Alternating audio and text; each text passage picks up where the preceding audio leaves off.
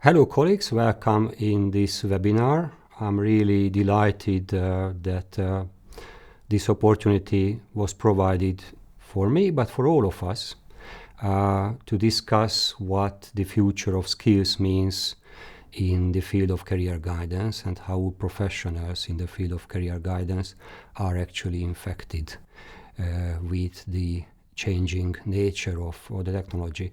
My name is Tibor Bors Borbély-Pecze from Budapest, has been working in the field of career guidance and policy design the last probably already 25 years. And then now I'm going to discuss these megatrends and changes all around the profession of career guidance. Thank you.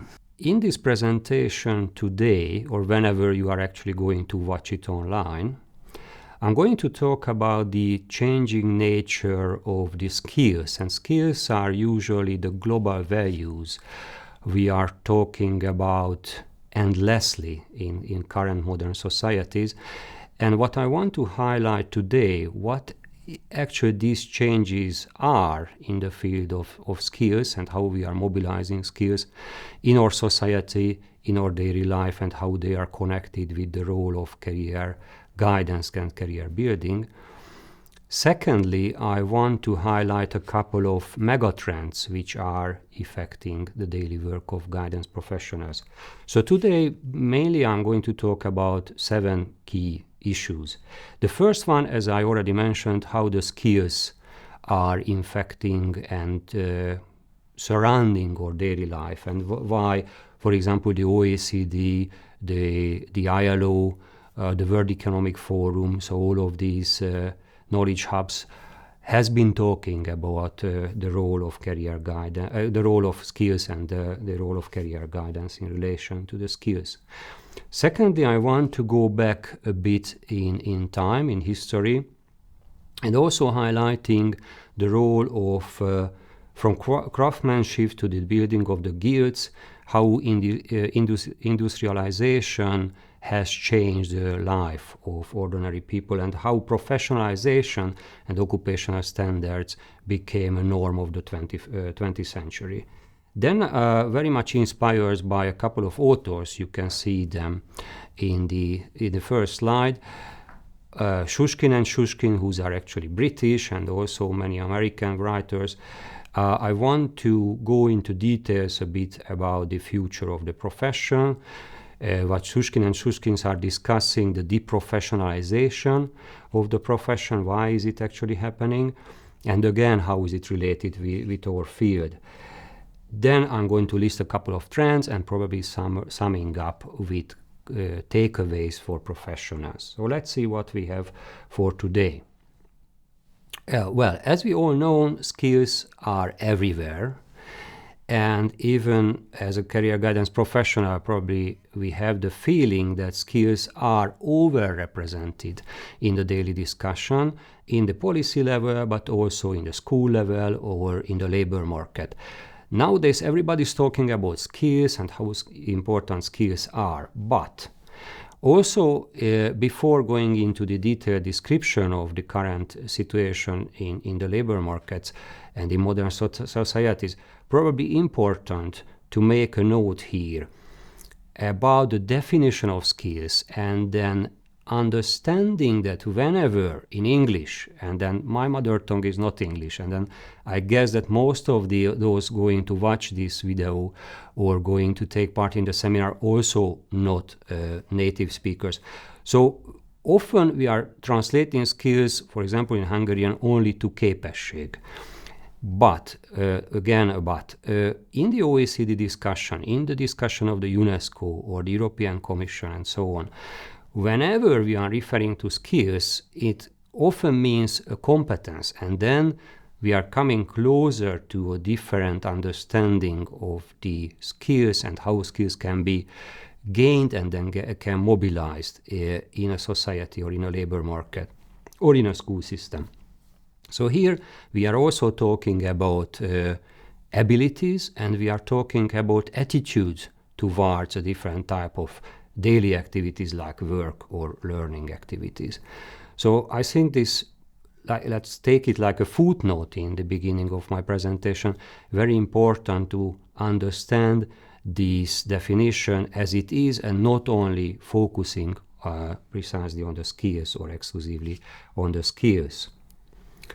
So what is this new word about? I think all of us who are using our smartphone every day, opening the computer, buying a bus ticket, going to the grocery, so we are just living our daily life. We are very much influenced with many changes all around us. Many authors or many international organizations describing this that as a fourth industrial revolution, or the Japanese already counting the fifth revolution in their papers. But just keep it short, we are really in the brand new world. And the question is why? I'm fully sure that many of you who are watching this video are already realizing the ChatGPT. Probably some of you already tried it out, or all of you or all of us are using the Google to translate text from one language to another, to buy your air ticket, or checking the price of different type of products. So because of the internet revolution, since the early 2000s, after the 90s, when the globalization actually had really begun at the full-scale level. So since the last 20 years, let's put it like this, we are living in a very different world where we are all superheroes, but we are only superheroes until we have access to our smartphones. Because me and my smartphone knows everything. If I'm disengaged from my smartphone, my superpower goes away. So this is a way how we can describe also the role of the artificial intelligence and also the internet as such all around us. So let's see what are the real consequences on the role of professionalization, occupational standards, and then how we are building careers. So as Shushkin and other researchers are also describing this, it's when we are talking about artificial intelligence, when we are talking about the internet revolution, and it has many other names, digitalization and so on, it always or very often described or very often understood as a supporting power for professionals. So because we have the superpower, because we have access to the internet, to different type of online tools, we are capable to do more than before. The other way of understanding is that because of the internet, because of digitalization, because of AI, many people will be neglected in the labor market, and a huge precariat part of the labor market has been growing. So this is also a way how people are understanding digitalization and the role of artificial intelligence. But there is also a third way to understand it, when we are talking about not professionalization, but the opposite, deprofessionalization of different types of occupations. Professionalization in the 19th, 20th century was a way when certain professions, certain people who were working in the same field became the only ones who knows how to do the business. So basically they built a type of monopoly, and they also built professional autonomy to act. And this comes across with the service ethos. So let's take the example of a lawyer, let's take the example of a teacher.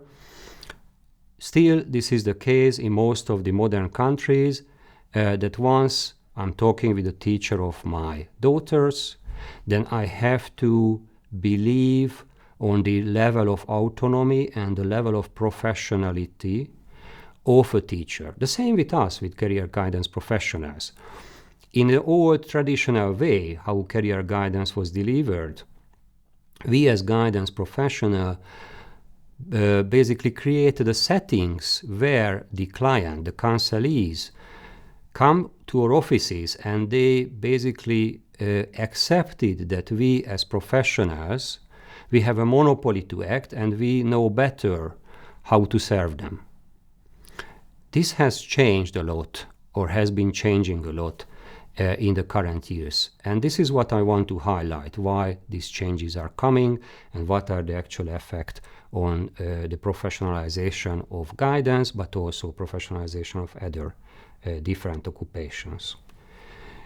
Here we can identify certain type of megatrends, which has a very strong effect on skills and how we are able to use the skills. The first big issue, the branch of issues, is the transition from industrialization to post-industrial societies. Again, this is a buzzword, we are hearing it very frequently.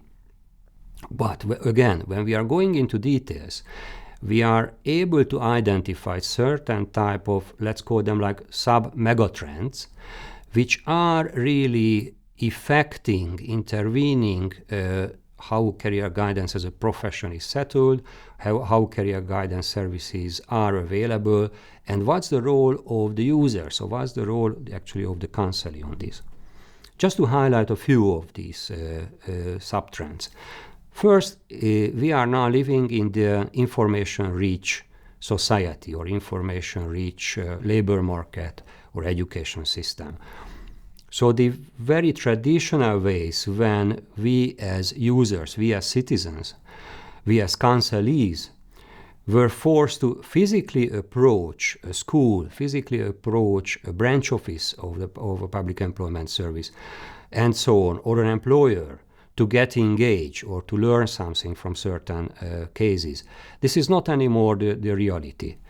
So again, just taking the example of a smartphone, once we have a smartphone, once we have access to the Wi-Fi, and also we have computer literacy, so we also have the capability how to use this information, we have access, especially if we speak, for example, English or other big languages, we have access to basically all the libraries around the globe. So basically it means that how we are getting information has been changed a lot.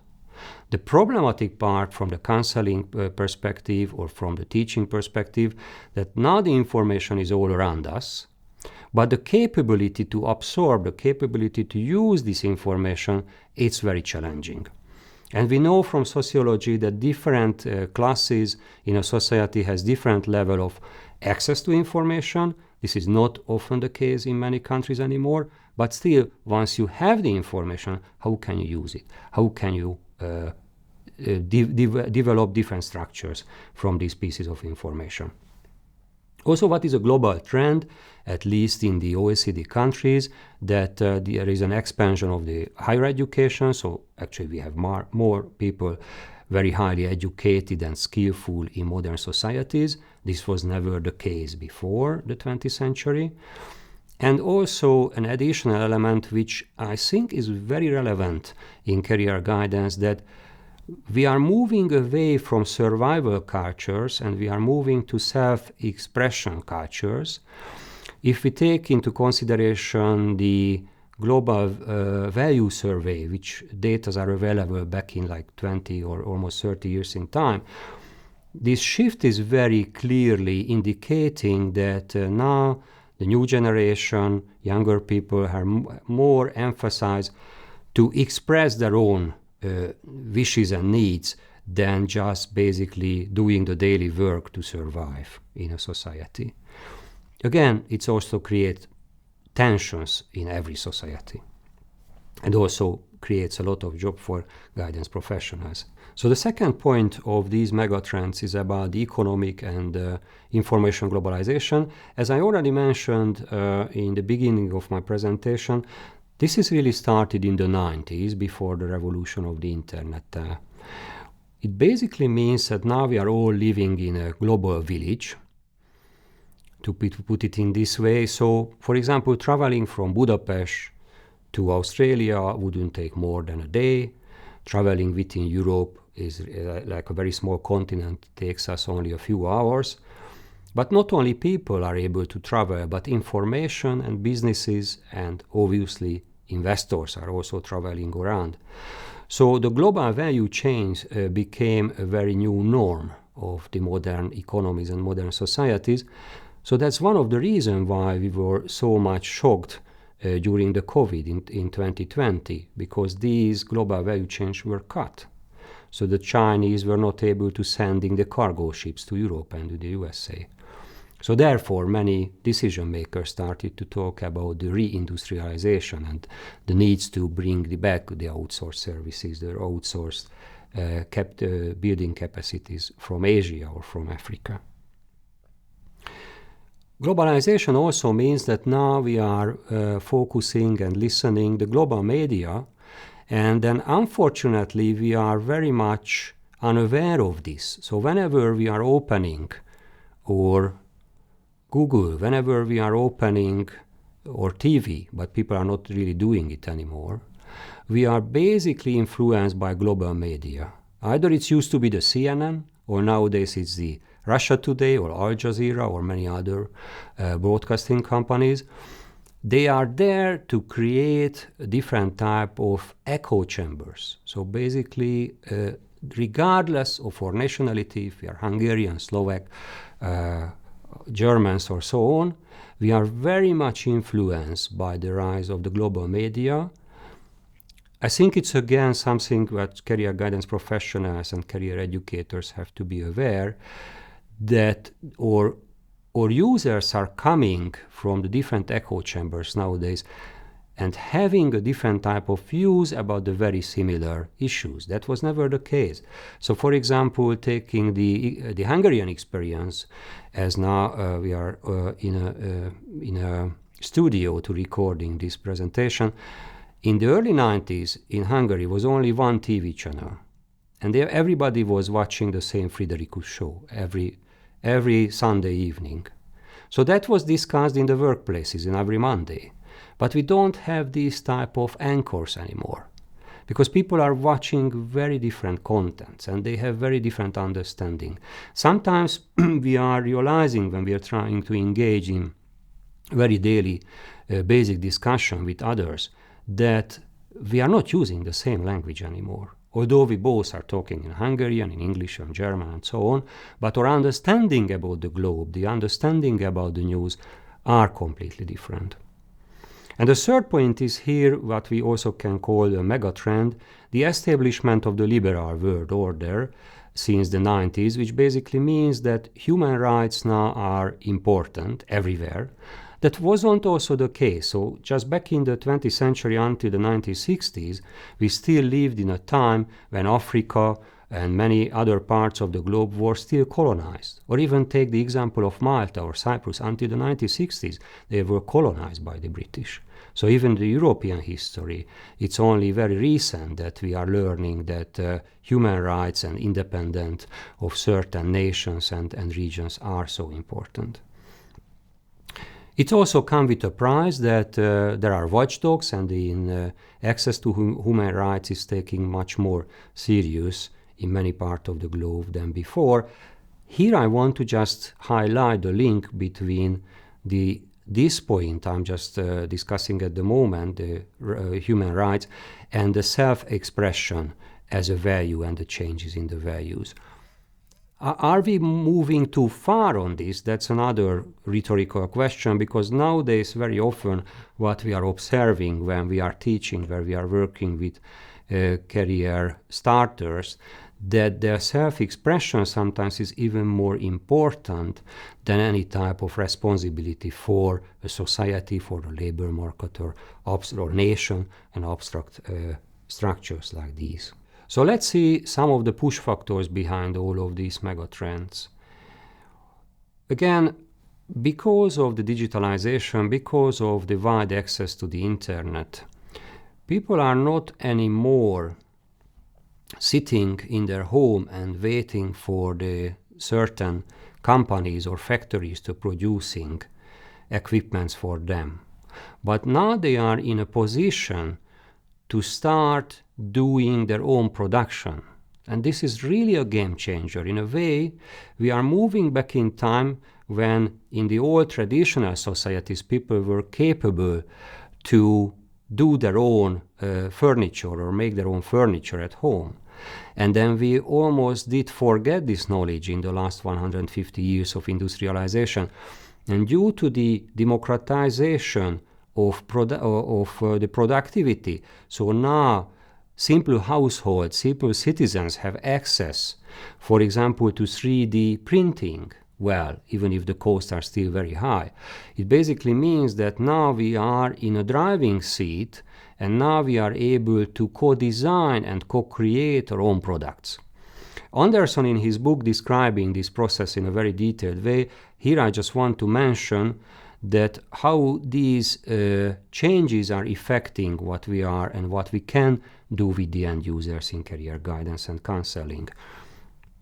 It also means that we are not anymore relying only on the end and spoken model, but as the British or the American abbreviation, the do-it-yourself is already an option. So not only if you are really having this as a hobby, but in your daily life now, in your own household, you are capable to develop your own production lines in a way.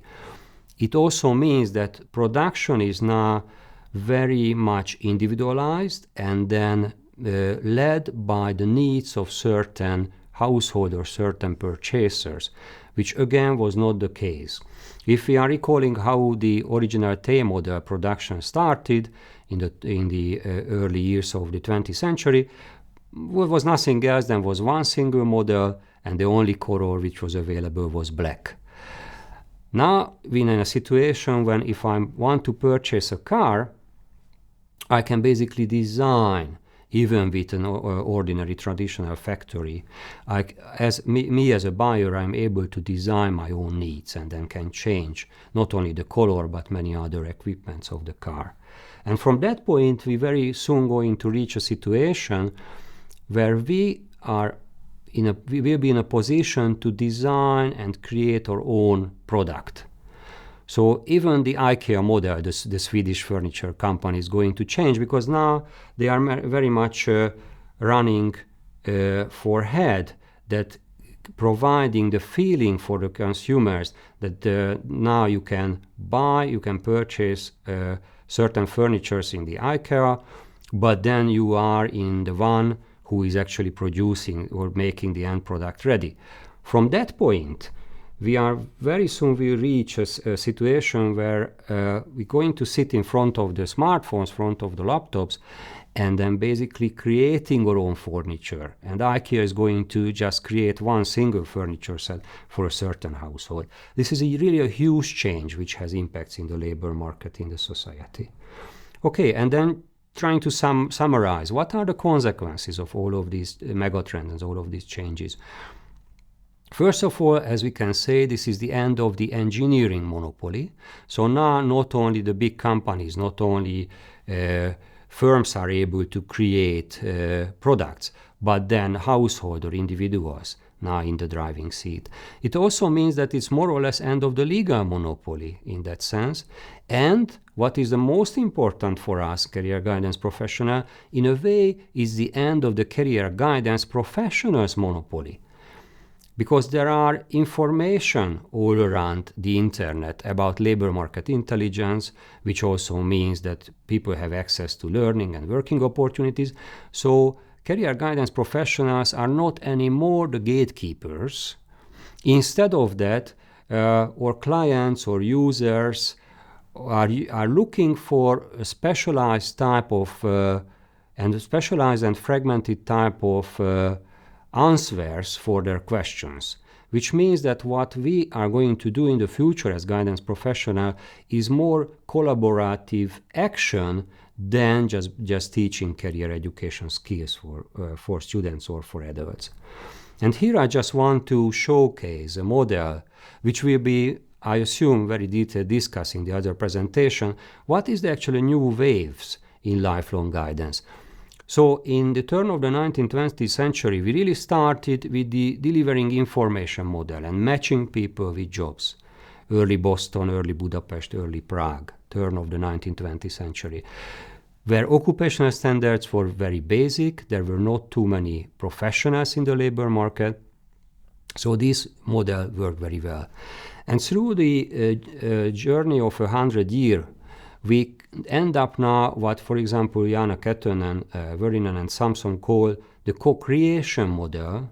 And then co-creation in that sense is co-careering, when the guidance professionals are working jointly with the users and creating these careers, so building careers.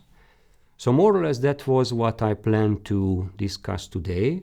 Thank you for your kind attention. As the end of the presentation, I want to share also the references which were used to develop this presentation. Thank you.